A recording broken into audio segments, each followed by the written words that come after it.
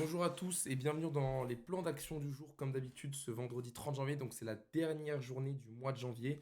Un très bon mois parce qu'on a fini à plus de 10 R sur le compte perso et sur les trades partagés. Le but aujourd'hui, c'est de finir en beauté. Donc, quand je parle de finir en beauté, je parle de finir toujours dans le respect de ses règles. On va pas aller chercher à chercher le trade miracle qui va nous faire 10 R de plus. Non, on va chercher à respecter, à finir le mois correctement pour entamer un nouveau mois, ok, en février. Donc, quel est le plan d'action du jour? Déjà, on va parler un petit peu comme d'habitude du contexte Fonda dans lequel on est. Alors quand je parle de contexte, je parle simplement des news qu'il va y avoir pour ne pas se faire piéger. À 14h30, il y a PPI, donc une news assez importante. Donc l'idée dans tous les cas, ça va être de ne pas prendre de position avant 14h30, avant l'ouverture. Et sinon, durant la session US, qui est l'actif qu'on va trader, la session qu'on va trader, il n'y a aucune news particulière, news majeure. Donc on va être assez libre de nos mouvements. Ok. Commençons par le Nasdaq. Donc le Nasdaq était dans une belle tendance haussière qui était mise en évidence depuis déjà 9 jours, d'accord, donc quasiment une dizaine de jours, et qui a changé le lendemain notamment de FOMC. Donc vous l'avez peut-être vu, les moins 10% qu'il y a eu sur Microsoft, peu importe, la tendance a changé. Comment je sais que la tendance a changé? Bah, tout simplement, on peut le voir assez naturellement, d'accord, la cassure des plus bas H1, les moyennes mobiles, le flux des moyennes mobiles qui se croisent à la baisse. Donc, vous le savez, quand on a une tendance qui passe baissière, on va chercher à réaliser des ventes. Comment on va vendre? L'idée, c'est que on a eu un très beau rejet de notre zone au time frame. Ok. L'idée, ça va être de céder de ces zones intraday et au time frame pour trouver des modèles d'entrée, soit via l'OPR, soit directement sur les zones. Donc, mon objectif, comme je vous l'ai dit, ça va être de chercher des ventes. Ok. Chercher des ventes déjà de cette zone au time frame 26 000 à notre zone plus bas 25 550. D'accord, qui est d'ailleurs l'écart qu'on a pu avoir hier et qu'on a retracé. L'idée, ça va être de continuer à chercher des ventes là-dedans. Donc, soit au contact de ma zone intraday juste ici, d'accord, ou cassure de celle plus bas juste là, ok, ou alors même si on est amené à revenir un peu plus haut sur notre zone au time frame. Ok, l'idée va être encore une fois de chercher des ventes.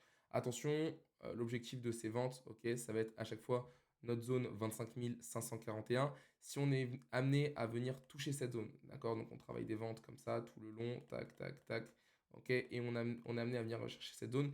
L'idée, ça va être d'avoir, si on doit prendre une prise de profit, d'avoir une prise de profit sur cette zone, d'accord. Si par contre on est amené à recasser cette zone, je ne vais pas travailler des ventes tout de suite parce qu'on a une zone intraday qui est juste plus bas et qui selon moi est trop collée. Vous voyez qu'on n'a que, entre guillemets, 76 points de marge. Donc c'est 76 points de marge, ça peut paraître beaucoup, mais quand on a une zone aussi proche, on va attendre, d'accord, la cassure de cette zone pour avoir plus de confirmation.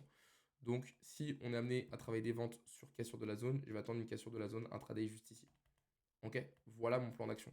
Pour repartir sur des achats, il faudrait qu'on repasse dans une tendance qui est haussière, que les moyennes mobiles se recroisent à la hausse. Enfin, surtout en tout cas qu'on reparte dans une tendance haussière, donc cassure de nouveau des plus hauts là. Pareil que ce que je viens de dire, quand on a une cassure des plus hauts ici, donc on a envie de travailler des achats là, quand on est aussi près, d'accord, d'une autre zone au time frame qui a 50 points au-dessus, qui est une zone qui a quand même pas mal d'importance, on peut le voir en H4 avec 1, 2, 3, 4, 5, 6, 7 points de touche, et bah on va faire preuve de patience, on va pas FOMO et attendre carrément la cassure de la zone plus haut. D'accord.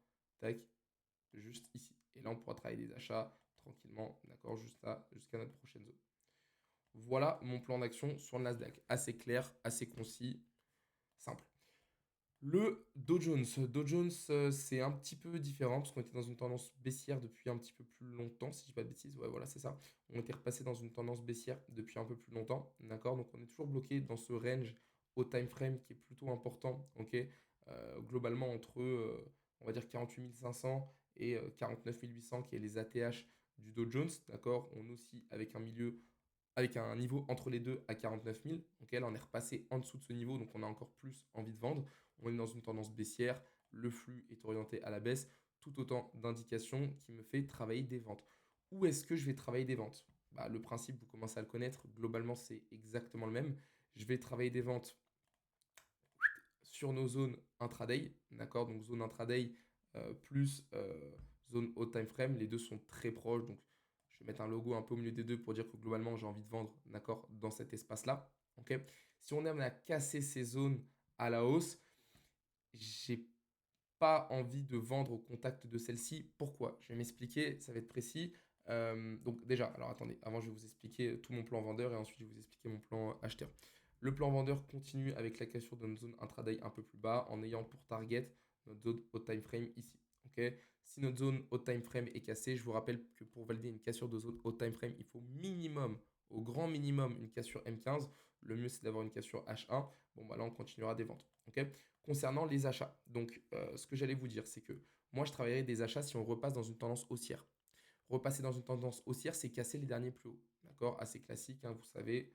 On a, excusez-moi, on a des plus bas de plus en plus bas. D'accord, pour repasser dans une tendance baissière, il faut casser les derniers plus hauts. Ok, bon, ça, c'est noté. Maintenant qu'on sait ça, nos derniers plus hauts H1, en vrai, ils sont là. Ils sont à 49 169. Ok, donc ça voudrait dire que j'ai envie de travailler des achats à partir de cette zone. Ok, une zone, une cassure minimum, encore une fois, en M15. Le mieux, c'est d'attendre en H1, vu que c'est une indication H1 qu'on attend. Ça veut dire que si j'ai envie de travailler des achats là, bah, vous pouvez vous dire, ok, donc si je travaille des achats là, c'est-à-dire que jusqu'à cette zone-là, je travaille des ventes au contact de mes zones. Mais non. Pourquoi non? Parce qu'on a une grosse zone au time frame qui est juste ici, qui est un support important. Globalement, quand on a un support important comme celui-ci, qui est le milieu en plus de ça d'un range, bah, au-dessus de ce support, on va privilégier des achats. En dessous de ce support, on va privilégier des ventes. Du coup, qu'est-ce qu'on a?